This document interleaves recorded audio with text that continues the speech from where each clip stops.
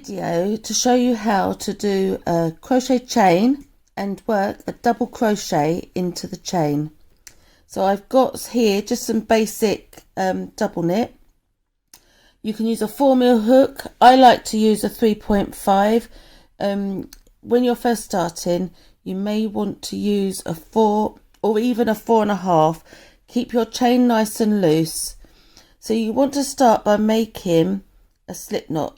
There's lots of ways of doing it. I just give a little twist and pull. This loop is easy, you can, it slides up and down, okay? So you want to create this little loop. It needs to be a bit bigger than your hook, so your hook can go in and has a nice free movement, not too tight, okay? Now this is our tail end. I'll have a few inches of a tail end. Now I'll keep that for sewing in later, but also something to hold on to. I'm going to use my index finger to help stabilize the actual chain, the loop that's on the hook, okay? I wrap it around my middle finger. This is my personal preference. My little fingers grip hold of the yarn to stabilize it. Use my index finger and thumb to hold close to the knot so I can still move about and stuff, but I've got some stability. You can stick your finger in the air, or as I do here, just hold it back like this, and I create this, what I call is a guitar string, creating this bit of space here. You don't want it to be loose and baggy, but you do want it to have a little bit of flexibility. Okay, so for this we've got our hook here facing upwards, and I'm just going to bring my hook in front of the yarn and underneath it. So now that hook can catch hold of the chain. And then as I come towards the chain, to pull it through, I roll it down so that it can come through nice and easy. Because if I don't, then it's going to catch like that. Okay, so I literally catch the yarn and pull it through. Roll it round and pull it through. Round and pull it through. Now we are going to do a chain of 21 because I want to have 20 stitches.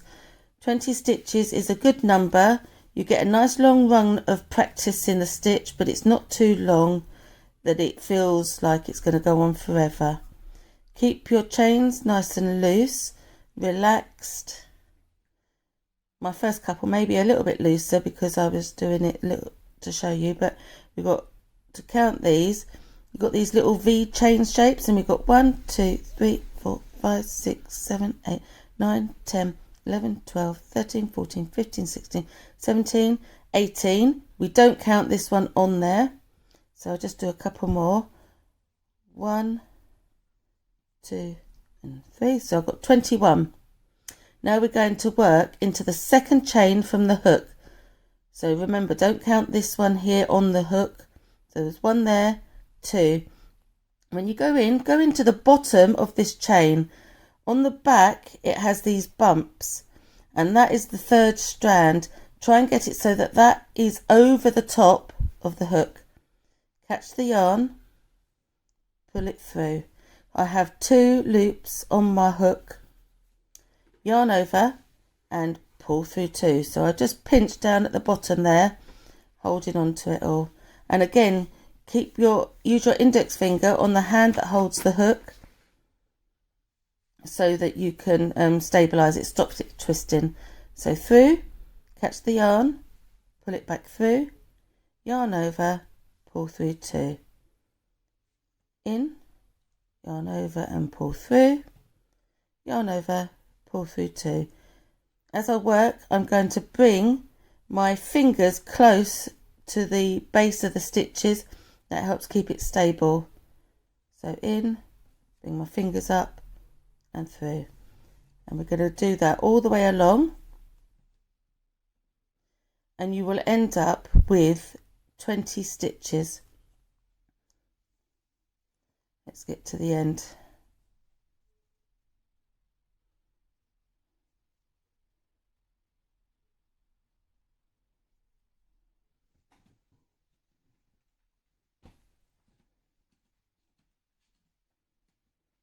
I'll slow down again, show you once again. So in, pull up a loop, yarn over, pull through 2. In, yarn over, and pull through 2. In, catch the yarn, yarn over, pull through 2. Just a couple more to go. As I say, these end ones are a little bit baggy, but it's not the end of the world. Now, I've got to the end.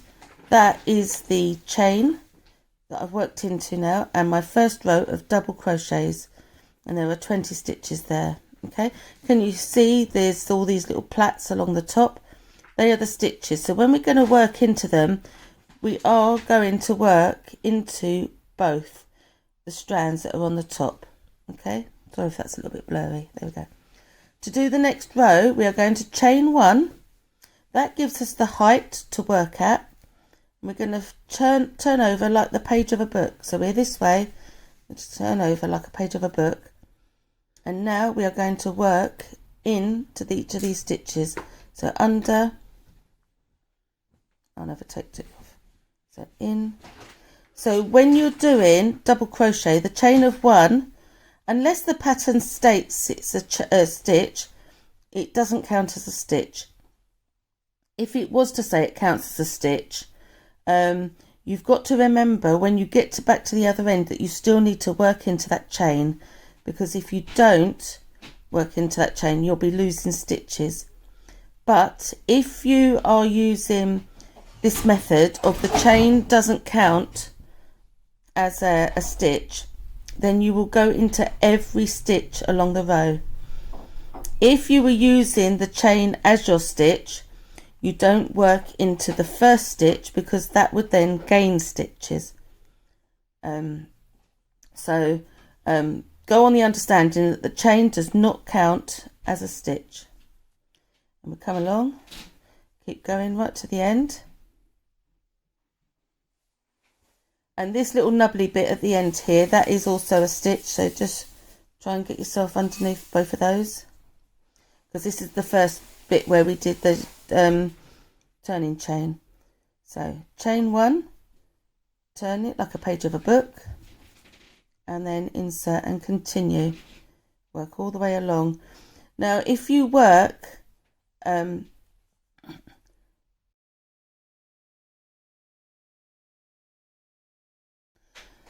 stitches, you'll probably need to do around 22 rows, and that should give you a nice square shape. Once you have a square shape, you can then add them together by crocheting together or sew them together, and before you know it, you'll have a lovely little blanket.